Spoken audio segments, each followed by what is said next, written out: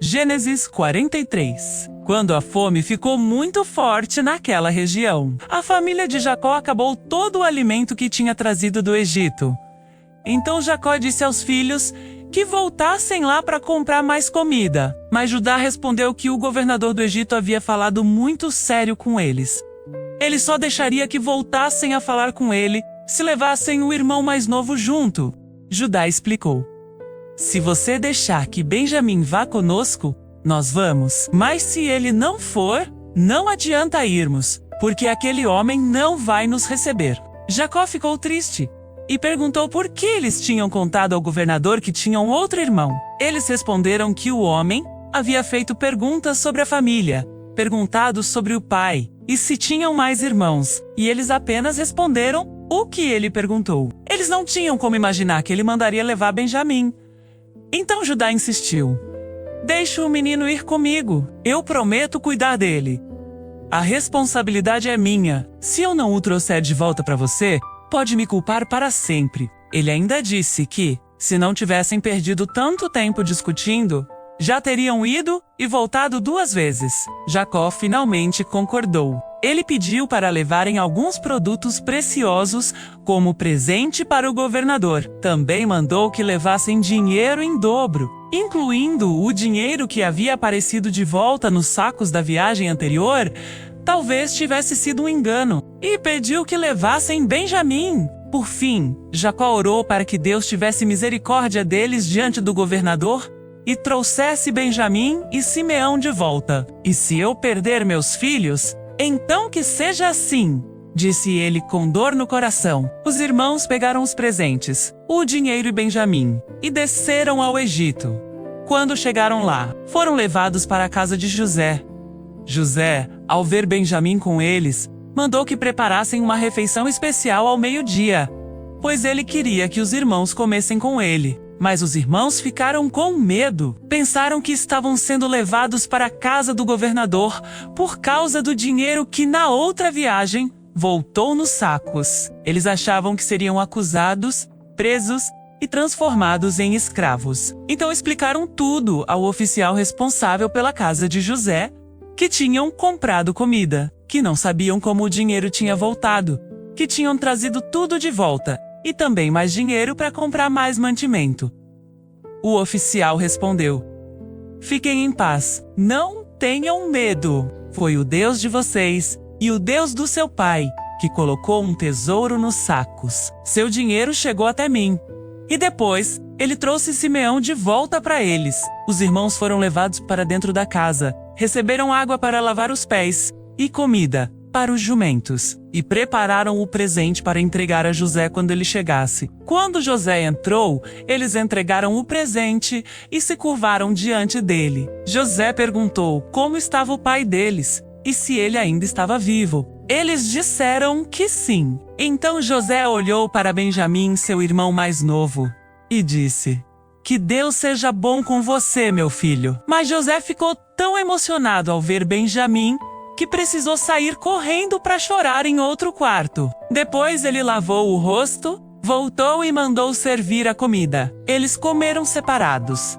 José em uma mesa, os egípcios em outra, e os irmãos em outra, porque os egípcios tinham costumes diferentes. José colocou os irmãos na mesa por ordem de idade, do mais velho ao mais novo, e eles ficaram impressionados com isso. Depois José mandou servir porções de comida para todos, mas deu a Benjamim uma porção 5 vezes maior que a dos outros.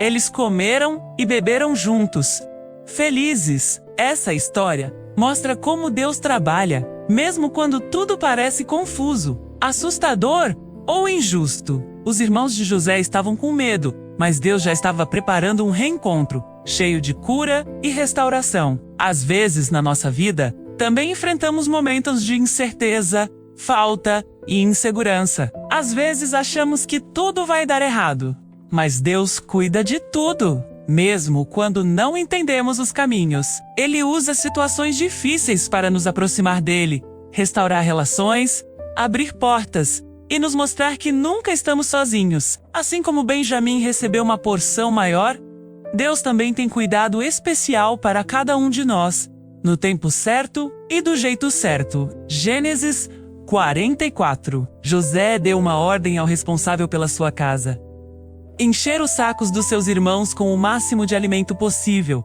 e colocar novamente o dinheiro de cada um na boca do saco. E mandou também colocar o seu próprio copo de prata, especialmente o do qual ele bebia, dentro do saco do mais novo, Benjamim. O empregado obedeceu. Na manhã seguinte, os irmãos de José foram embora com seus jumentos. Mas, pouco depois de saírem da cidade, José mandou o responsável pela sua casa ir atrás deles e perguntar: por que vocês pagaram o bem com o mal? Vocês pegaram o copo que o meu senhor usa, o copo com que ele faz suas adivinhações. O que vocês fizeram é muito errado. O empregado alcançou os irmãos e repetiu exatamente o que José tinha mandado dizer. Eles ficaram espantados e responderam: por que você está dizendo isso? Nós nunca faríamos uma coisa dessas. Nós devolvemos o dinheiro que apareceu nos nossos sacos na última viagem. Por que roubaríamos prata ou ouro da casa do seu senhor? Eles estavam tão certos de sua inocência que disseram: se alguém estiver com um copo, que essa pessoa morra, e nós todos seremos escravos do seu senhor. O empregado respondeu: está bem, será como vocês disseram, mas só ficará como escravo aquele com quem o copo for encontrado. Vocês, os outros, podem ir livres. Então, todos tiraram seus sacos do jumento e os abriram rapidamente. O empregado começou a procurar do mais velho até o mais novo, e o copo foi encontrado justamente no saco de Benjamim. Na hora, eles rasgaram suas roupas em sinal de desespero, carregaram seus jumentos novamente e voltaram para a cidade. Quando chegaram à casa de José, ele ainda estava lá. Eles se ajoelharam diante dele. José perguntou: o que foi que vocês fizeram? Vocês não sabem que um homem como eu é capaz de descobrir essas coisas?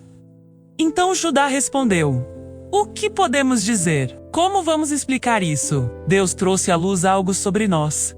Somos seus escravos, todos nós, inclusive aquele que estava com um copo. Mas José disse: eu não vou fazer isso. Só ficará aqui como o meu servo homem que estava com um copo. Os outros podem voltar em paz para o pai de vocês. Então Judá chegou mais perto e pediu permissão para falar: por favor, meu senhor, não fique bravo comigo, mas preciso explicar. O senhor nos perguntou se tínhamos pai ou irmão, e nós contamos que temos um pai idoso e um irmão mais novo, filho da velhice dele. O irmão desse menino já morreu, e o pai o ama profundamente.